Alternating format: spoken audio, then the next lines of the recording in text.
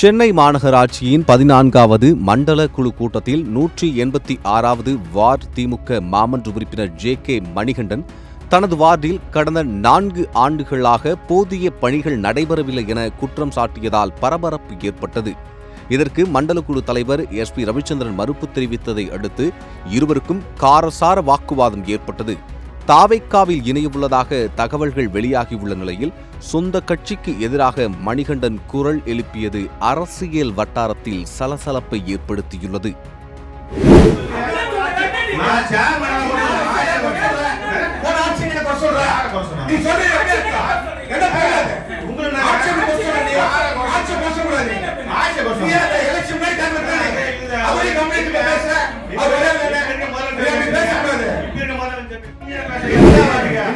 ஒரு ward councillor கூப்பிட்டு இந்த குரல் கேட்க முடியுதா?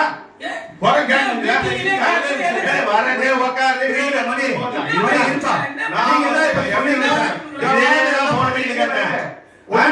பண்ணீங்க? ஒண்ணுமே பண்ணல. ஏதாவது ஒரு கவுன்சிலர் சொல்லுங்க.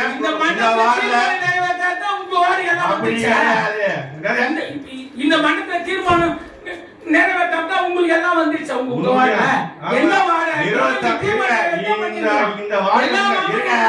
இந்த வார்டு கமிட்டி நிறைவேற்றதை விட அதிகமா பந்து போட்டது நான் ஒரு வார்டு ரெடி பண்ண முடியல. 4 வருஷம் ஆகுது. ஒரு மாவட்ட உறுப்பினர் வீட்டுல எத்தனை இருக்குது என்ன பிரச்சனை கேட்டு ஒரு வாரம் ஒரு போறதே ஒரு 10 நிமிஷம் என்ன அது ரெவியூ மீட்டிங்கா? ரெவியூ மீட்டிங் இங்க இன்டோர் நடக்குது. அவுட்டர் ஃபீல்டுக்கு போங்க. வரும்போது அதெல்லாம் சொன்ன நிறைய யூஸ் பண்ணானு. வரும்போது யாரும் ஐஆர் ஆபீசர் ஐஏஎஸ் ஆபீசர் வந்தாதான் போவோம். போய் தனிப்பட்ட முறையில அசிஸ்டன்ட் கமிஷனர் எக்ஸிக்யூட்டிவ் இன்ஜினியர் ஏஸ்குவரி ஏறி அந்த வார்டு கவுன்சிலர் கூப்பிட்டு என்ன பிரச்சனை வாங்க சொல்லுங்க. ஒரு 2 ஹவர்ஸ் 3 ஹவர்ஸ் எங்க வாய் நடத்திக்கலாம். ஒரு ஒரு வீடியோ கட்டுங்க. யாரோ ஒரு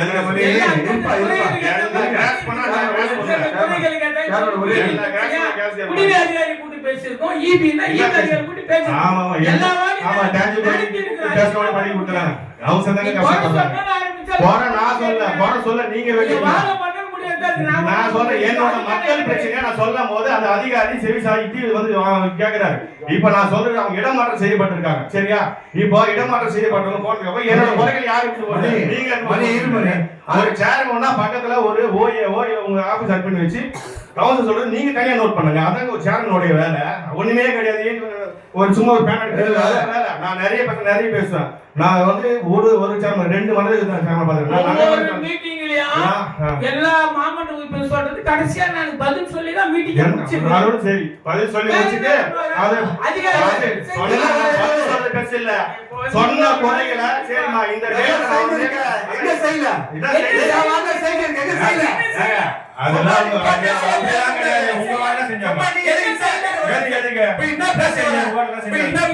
நான் கேக்குற பதில் என்ன நான் கேக்க வரேன். இப்படி எதுக்கு பேசுறேன்? நீங்க எதுக்கு எங்கிட்ட வரீங்க? எதுக்கு வரீங்க? நீங்க உங்க ஷேர் பண்ணுங்க. கரெக்ட். எஜுகேஷன் பத்தி பேசணும். என்கிட்ட பேசணும். சரியா?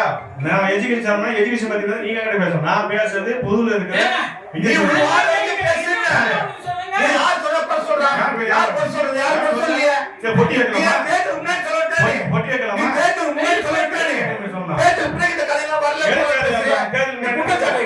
தேர்தல் முன்னாடி சொல்றது நீங்க என்ன சொல்றீங்க? அதெல்லாம் நீங்க வேற சொல்றீங்க. என் வார்டுல எல்லாத்தையும் நானே பட்டேன். கரெக்ட்டுங்க. அப்படி நீங்க சொல்றீங்க.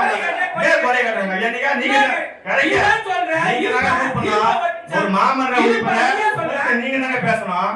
நீங்க குறை என்ன பண்ணாம எந்த வார்டு பண்ற முடியும்? எந்த வார்டு போய் என்ன பண்ணுவீங்க? நீங்க தான சொல்றீங்க. ரெடி பண்ணுங்க ஃபர்ஸ்ட். ஒரு தெரியுங்க. இன்டோர் பண்ண கிடையாது. அவுட்டோர் வரணுங்க. நீ வாத பண்ணங்க பண்ணுங்க. என்னோட மக்கள் நான் சொல்லல. ஏன்னா உங்களுக்கு தான் தெரியும்.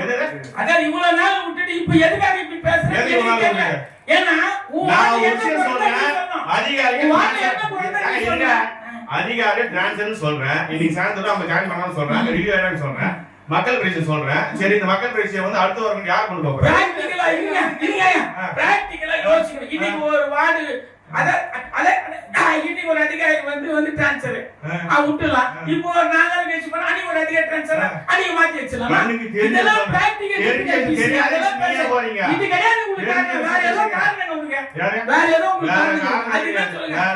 இவ்வளவு நாள்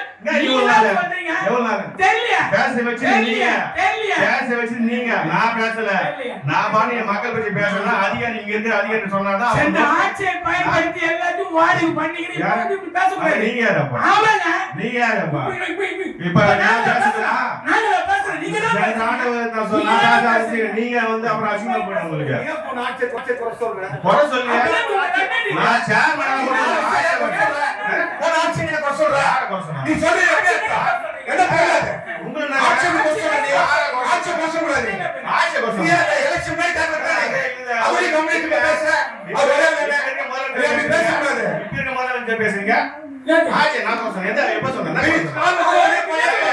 ரெக்கார்டிங் எல்லாம் ரெக்கார்ட் பண்றாங்க.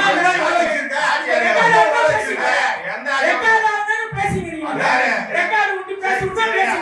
அது எதுக்காக பேசுறீங்க? என்ன சொல்றேன்? ரெக்கார்ட் விட்டு பேசுங்க. தப்பில்லை. மணிகளை பேச விடுங்க. ஆட்சி நீங்க அதுக்காக மாத்துறீங்க. எங்க போட்டு காட்டுங்க. என் மக்கள் பேச பேசுறேன். அதிகாரிகள் வந்து இடமாற்றம் செய்யப்பட்டிருக்காங்க. என்னோட மக்கள் வச்சு இங்க கொண்டு போவான்னு கேக்குறேன். சரி ரைட், இடமாற்றம் கொண்டு அப்புறம் திருப்பி நான் வந்து கேட்டுருமா? இப்ப இங்க இருக்கிற நாளைக்கு சார் நான் வந்து மண்டல பேசுறேன்னா சரி மக்கள் பிரச்சனை நான் கேட்கணுமா கேட்க கூடாதா? அவர்கிட்ட நான் நாளைக்கு ஒருத்தர் வந்தா எனக்கு தெரியாது சார் சொன்னாங்க போறது மக்கள் பிரச்சனை. அப்ப எதுக்கு இந்த மீட்டிங்? அதுதான் கேட்க வரேன். உடனே ஆட்சி பத்தி பேசாதீங்க. அதிகாரி பதில் சொல்லிட்டாங்க. அவர் பேசிட்டாங்க. சொல்லுங்க. சார் இப்போ மாவட்ட உறுப்பினர் 182 பேர் இருந்தாங்க சார். அவர் வந்து மொத்தம் 16 பாயிண்ட் சொன்னாங்க சார். இப்ப சில பாயிண்ட் வந்து சில கவனிக்காக கூட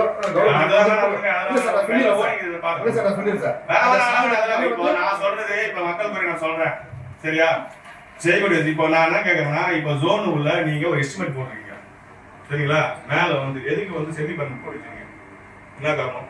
சார் இந்த ரெக்கார்ட்ஸ்லாம் போய் மெயின்டைன் பண்றதுக்கு சரி ஏன் டெம்பரரி சாரி பெர்மனன்ட் பண்ண இது செமியா போட்டுறீங்க? ரெக்கார்ட்ஸ் தானே முக்கியம் தானே. முக்கிய ஆவணங்கள் அங்க போக போகுது. எது பர்த் டெத்லாம் பார்ப்போம். உண்மையா இல்லையா? உண்மையா இல்லையா? இப்ப ஹெவி காத்து அடிக்குதோ ஏதாவது டேமேஜ் மழை இருக்குதுன்னா அந்த ரெக்கார்ட்ல காலி ஆகுமா இல்லையா? நீங்க ரூஃப் போடாம வந்து ஏன் வந்து ஷீட் போடுறீங்க? சார் செகண்ட் ஃப்ளோர்ல வந்து நம்ம ஹெல்த் டிபார்ட்மெண்ட் பீப்புள்ஸ்லாம் வந்து இது மிஷினரிஸ்லாம் வச்சிருக்காங்க சார். அது மேல அனுப்பிச்சிட்டு ரெக்கார்ட் ரூம் வந்து அந்த பர்மனன்ட் செக்ஷன் நான் ஏன் பர்மனன்ட் பண்ண மாட்டேன்னு மனசு ஒரு மேக்ஸ் அதிகபட்சம் நான் மேல ஒரு 3 லட்சம் செலவு போகுது அவ்வளவுதானே? அப்படி சார் அந்த அதனுடைய ஸ்ட்ரக்சரல் ஸ்டெபிலிட்டி நடிச்சிருக்காங்க சார். அதனுடைய இது அவ்வளவுதான் கொடுத்துருக்காங்க சார். ஸ்டெபிலிட்டி 30 இயர்ஸ்க்கு பக்காவாக ஸ்டெபிலிட்டி நான் வாங்கல. எப்போ வாங்கினா நம்ம ஆக்சுவலாக முருகன் சார் இருக்கும்போது செக் பண்ண போயிட்டு ஏற்கனவே இதில் எக்ஸிஸ்டிங் பில்டிங் ஆஃப் மெட்ரோ வாட்டரை வந்து டெமாலிஷன் பண்ணிட்டு பார்த்தா நியூ பில்டிங் கட்டலாம் நாங்கள் பிளான் பண்ணோம். அது எல்லாருக்கும் தெரியும். அப்போ ஸ்டெபிலிட்டி செக் பண்ணும்போது 25 வருஷம் இந்த பில்டிங் ஸ்ட்ராங் ஆகுது. அவங்களே சர்டிஃபிகேட் கொடுத்துருக்கா. சர்டிஃபிகேட் இதுதான் இருக்கு. சரிங்களா? எடுத்து நீங்க பாத்துக்கலாம். சரியா? ஸ்டெபிலிட்டிலாம் நான் கேட்கிற பதில் என்னோட நாலேஜ் இல்லாம என் டிவிஷனல் ஆஃபீஸ் மேலேயே வந்து நீங்க எப்படி செமி பர்மனன்ட் போடுறீங்க? ஏன் அது பர்மனண்டா போட்டா அது இருக்க போகுது. ரிவைஸ் பண்ணுங்க சார். அது பண்ணுங்க. ரெண்டாவது அதே மாதிரி எலக்ட்ரிக்கல் ரூம் இருக்கு, ஹாஸ்பிட்டல் ஷீட்ல இருக்கு. அது எடுத்து அழகா வந்து கிரவுண்ட்ல ரெண்டு ரூம் போடுங்க, ஃபர்ஸ்ட் ஃப்ளோர் 2 போடுங்க, அதாவது 2 போடுங்க. எல்லாருமே என்னன்னா அந்த ஆக்சுவலா வந்து குட்டி 5 ரூம்ல உட்காந்து சில பேர் பிரைவசியா கொடுங்க அதிகாரிக்கலாம்.